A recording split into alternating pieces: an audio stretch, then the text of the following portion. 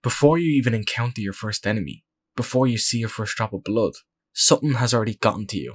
It's not a monster, not a jump scare, it's the Spencer Mansion itself, or more specifically, the atmosphere of the Spencer Mansion.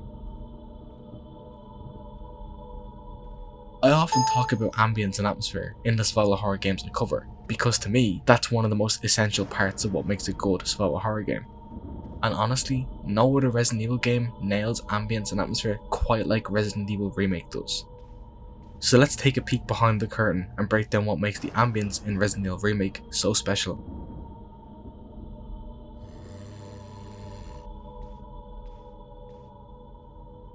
So what exactly is so great about this game's ambience, and why is it even important, you might ask? Well, to put it simply, the atmosphere of the game shapes how immersed you are in it, as well as your enjoyment. Not only this, but these can then also add to the scare factor also.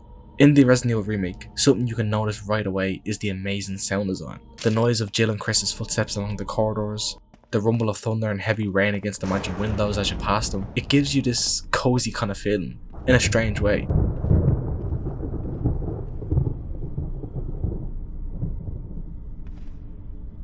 As well as that, the sound design for the enemies is perfect. The zombies you encounter have this long, drawn out groan that just echoes through the corridors, and it gives me such an uneasy feeling hearing that. The sounds of the zombies standing up from the floor, moaning and groaning as they get closer and closer to me is horrifying. This is then paired with the excellent weapon sound design, as guns are punchy to use, with the sounds of your empty shell casing sitting on the floor afterwards being a pretty nice little touch.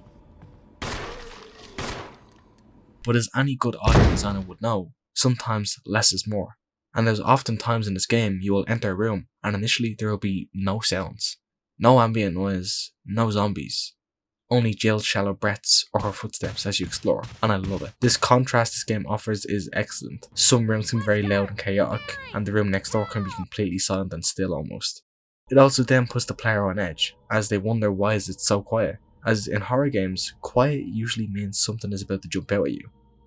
And the Spencer Mansion in general has always had a strange effect on me. Despite all the horror lurking inside, there's an odd sense of coziness to it. Maybe it's the warm lighting in some rooms or the sounds of rain tapping against the windows, but it feels strangely safe to me even when it's anything but.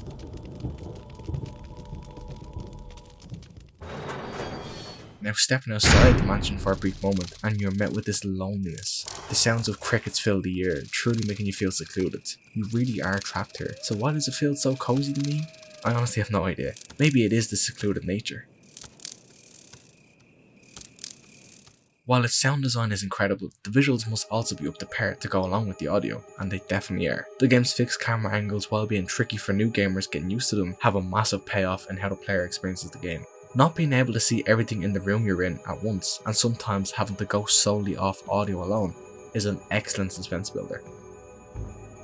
It can make the player feel so vulnerable, and in the early stages of the game, when Chris or Jill only have a pistol and a few bullets to their name, it's excellent in them moments.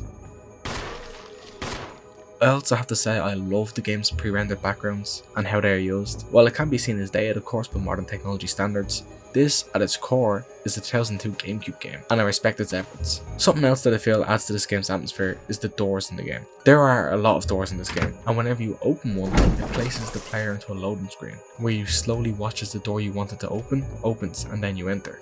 This can be seen as annoying to some, but again it's a great suspense builder. How long and drawn out this animation is only makes what the player may face on the other side of it all that bit scarier. And honestly, to make a comparison, it's kind of like the fog in Silent Hill. Both the fog and the door loading screens are due to technical limitations of the technology of the time, but both add so much to the ambience and the scares. Not only does the slow exploration of the game make it scarier, it makes the quick ambushes of enemies and their tricky placements that much more startling, especially with late game enemies that just straight up run at you. But it's not just the creepy enemies or the jump scares that create that sense of tension, it's the mansion itself. The environmental storytelling in this game is subtle but amazing. You don't need long cutscenes or constant dialogue to understand what happened here. The mansion tells its own story through things left behind. A suicide note, for example, next to a bloodstained bed and a half-empty handgun. A crumpled diary detailing the slow, terrifying transformation of one of Umbrella's own. Broken mirrors, knocked over furniture, trails of blood. Every room feels like something went horribly wrong there, and you're piecing it all together just by exploring. It's like the Spencer Mansion has witnessed countless tragedies, and those stories are still echoing off its four walls. That's what pulls you deeper into the game. It feels real, it feels lived in, it feels like it's a real place. Now, with all of the danger that is present in this game, we surely have to have a safe place to take a rest, right? Adding to this game's incredible atmosphere is the game's save rooms. Now, save rooms are a staple of the Resident Evil games. However, none of them feel the same as Resident Evil Remake save rooms. Its music is perfect, it's like pure relief. After many moments of tension and creeping through the shadowy corridors of the mansion, you enter this small, softly lit room, and that gentle, melancholic melody kicks in. It's like the game is letting you breathe again, and there's something almost bittersweet about it. Yes, you're safe, but only for now, and as soon as you open that door, you're back into danger. This game can have the player feel a range of emotions, and it's down to its incredible atmosphere. I feel like Resident Evil games don't get talked about enough in this aspect, and I really wanted to highlight my favourite of the bunch today. And it's been on my mind ever since I originally played this game, which was back in about November of 2021. It's stuck with me ever since then. Like, I remember those dark days, you know, the ones where it hits 5 PM and the streetlights come on? Yeah, it was kind of that time of year, and all I would do for a few weeks straight was play this game. I played it to 100% completion, back to back playthroughs, and by the end, the mansion and its layout was ingrained in my head. I mean, it still is to this day. When I was gathering footage for this video, I basically knew the whole layout without having to look up anything or even check my map. But what I remember most about Resident Evil Remake is its incredible atmosphere and ambience. It's been ingrained in my head, the emotions, the vibes, the feeling, the music. It's stuck in my head since I first played it.